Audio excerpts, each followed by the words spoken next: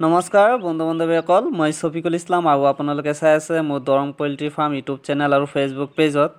তো বন্ধুসকল, এইবিলাক হ'ল আমেৰিকান ৰয়েল টাৰ্কি চৰাইৰ পোৱালি। আপোনালোকে হয়তো বহুতে চিনিয়ে পায়, আৰু যিসকলে চিনি নাপায় আপোনালোকে ভালদৰে চাই লওক।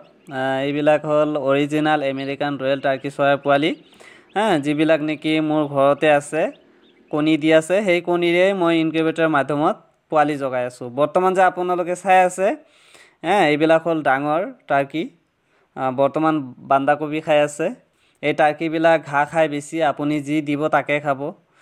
লগতে আপুনি চাপৰ যে আছে, গৰু খোৱা চাপৰ, সেইটো দিব পাৰে। তাৰপিছত ধানৰ মল যিটো আছে, ধানৰ মলো দিব পাৰে।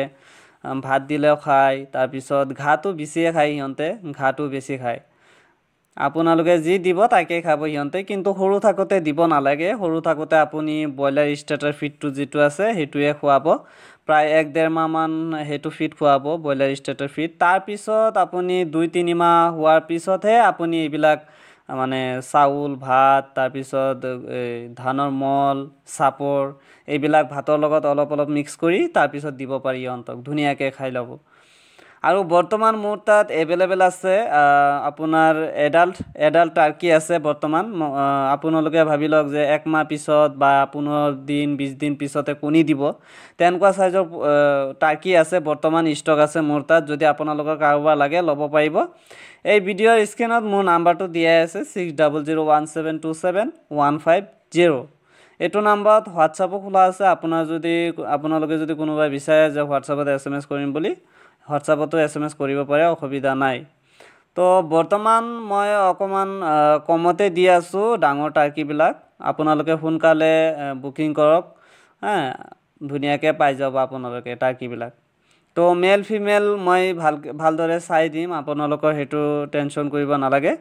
তো আপোনালোকে ধুনীয়াকৈ মোৰ পৰা ল'ব পাৰিব, পোৱালিও ল'ব পাৰিব। পোৱালি আপোনাৰ অকণমান দেৰি হ'ব, প্ৰায় 6-7 দিনমান দেৰি হ'ব। 6-7 তাৰিখ মানত আপোনাৰ ইনকিউবেটৰৰ পৰা ওলাবই পায় পোৱালিকেইটা। যদি আপোনালোকৰ লাগে পোৱালি ল'ব পাৰিব। বৰ্তমান এডাল্ট টাৰ্কি এভেইলেবল আছে মোৰ তাত। আপোনালোকে এডাল্ট টাৰ্কিও পাই যাব, 1 মাহ পিছতে কণী দিব মানে। তো ধুনীয়াকৈ ল'ব পাৰিব মোৰ পৰা। আৰু আপোনালোকে যদি এতিয়া মোৰ এই চেনেলটো ছাবস্ক্ৰাইব কৰা নাই, চেনেলটো ছাবস্ক্ৰাইব কৰি দিব, আৰু কাষত থকা বেল আইকনটো ক্লিক কৰি এই ভিডিঅ'ত এটা লাইক কৰি দিব। আৰু যদি পাৰে আপোনালোকে ভিডিঅ'টো এটা শ্বেয়াৰ মাৰি দিব, ঠিক আছে। তো যিয়ে নহওক, ভালে থাকক বন্ধুসকল। দেখা হ'ব আৰু এটা নতুন ভিডিঅ'ত। ভালে থাকক, ধন্যবাদ। জয় আই অসম।